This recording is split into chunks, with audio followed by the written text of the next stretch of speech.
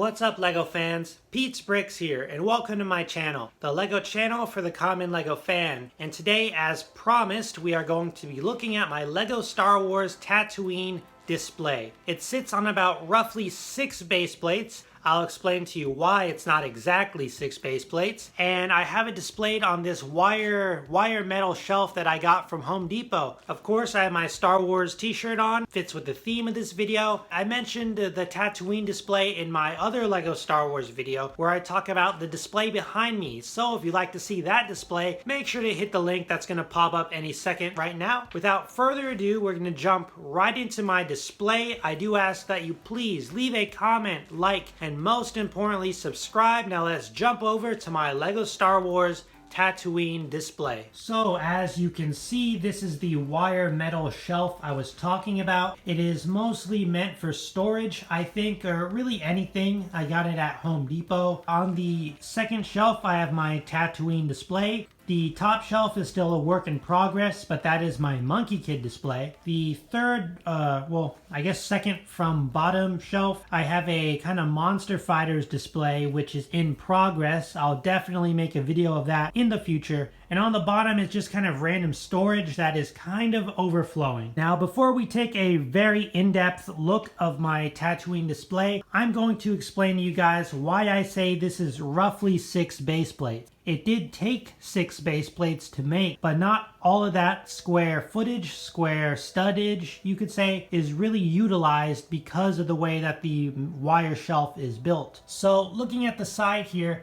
you can see I have one base plate right here, and then I have it, let's see where, oh yeah, it overlaps. So this base plate, oh, sorry Cad Bane. This base plate here overlaps this one. And I did it so that it's exactly centered. And a little bit sticks out of the back, which is not ideal, but I really tried to maximize the amount of studs I would have available to put stuff on. Plus, I had 6 extra tan base plates from my beach because I made my beach a little bit smaller on my city, and that's just kind of the way it worked out. But it actually worked out pretty well, and I'll show you guys exactly how this works. So right here is a perfect example of how I made this work. You see, this is on top of this, but it works perfectly so that if I attach one plate on this lower base plate, I can put one plate on top of that and they line up perfectly. I know, I guess what's this considered? An illegal building technique, but it really works out perfectly so that everything is level. In my LEGO Star Wars Tatooine display, I try to fit in as much detail as humanly possible in this small or relatively small space. Some of the sets that I have featured are the UCS or Ultimate Collector Series Cantina. I have Obi-Wan's hut right there in the back, which I've added to be more part of the cantina, and just the Mos Eisley buildings instead of Obi-Wan's hut. I have an older Luke's land speeder. This is not the most recent Luke's land speeder, but they're pretty similar in quality. LEGO is notorious for making so many Luke's land speeders. I know they have that $200 one, which I will not be getting because I really have no need for a massive Luke's land speeder. I also have this Tusken Raider camp. It came from a Mandalorian set, and I have a bunch of Tusken Raiders kind of hanging around there. This speeder in the back was included with the Mos Eisley Cantina, as was this Greedo speeder. Then I have the Mandalorian speeder, which came in the same set as the Tusken Raider camp. Here are a few shots of it, how it looks from above and over. We're going to take a very close look at everything, let's start left to right, going through every detail of my Tatooine display. Panels removed and hatches open, we can get a better look at the interior of this epic cantina. There you have Obi-Wan and Luke Skywalker, a Naboo pilot, the modal node, the cantina man. You have Han Solo and Greedo about to have a shootout. Chewbacca and who was that from the sequel trilogy? Is it Maz Kanata? Kind of a really bizarre looking figure. There we have some random bounty hunters, a Bespin guard. On the other side of the cantina, I have the different cantina patrons. One of my favorites has to be Walrus Man or Ponda Baba. What a cool minifigure. And he's exclusive to the LEGO Cantina. Here you have some different seats and different areas that I have not filled, mainly because you don't actually get to see any of the minifigures there most of the time. I'd much rather have them out and about in the front where I can enjoy them than kind of tucked away here in the darkness. Same thing goes for this front section and this corner section in the back. So you may already seen this section. This is a small speeder that I built myself. I guess you could call it a mock, my own creation. That's what LEGO people call things that they make by themselves without any instructions. I made it just from a bunch of random extra parts I had. Again, I probably said this a few times in several of my videos.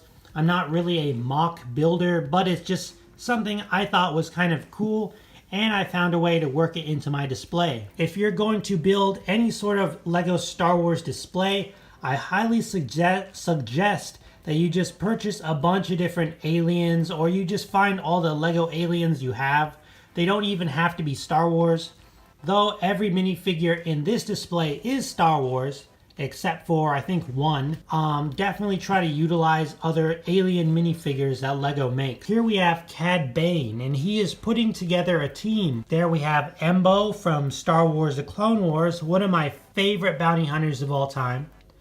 There we have the long-awaited Zuckuss and 4 LOM, two bounty hunters that I've wanted for years. Even though these have been out for a few years now, they still feel pretty new to me. Right there we have the droid bounty hunter IG-88, right next to the newest version of Bosk.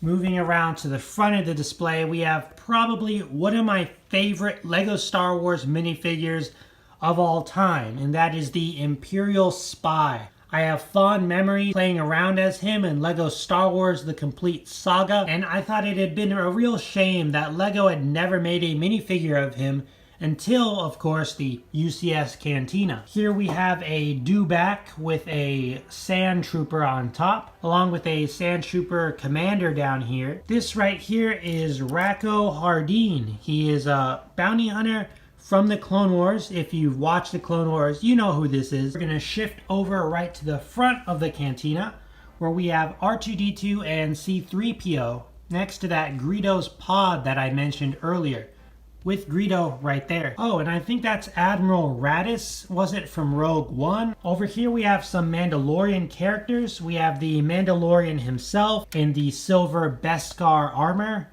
We have that newer version of Greef Karga with the gray beard.